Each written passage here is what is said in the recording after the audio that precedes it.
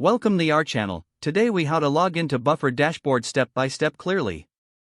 Open your web browser.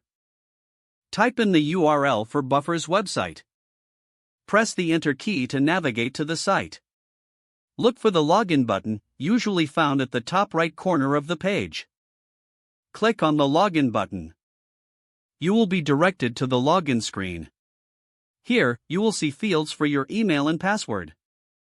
Enter your registered email address in the first field.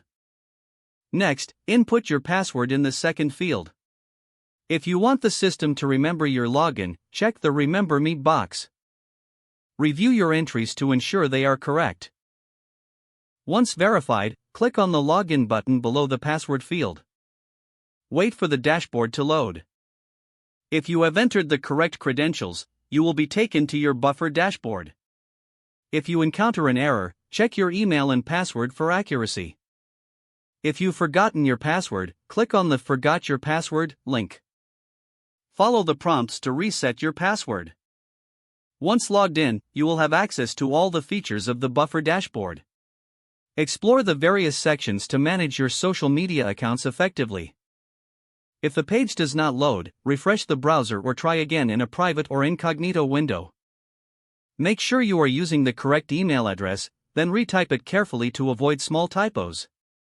If your password is not accepted, use the reset option and create a new strong password you can remember.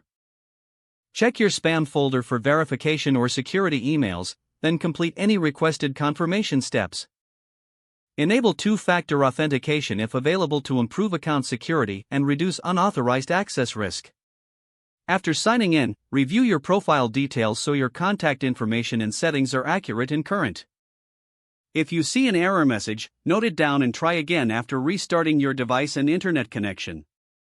Log out when you finish, especially on shared devices, to keep your account and payment information secure.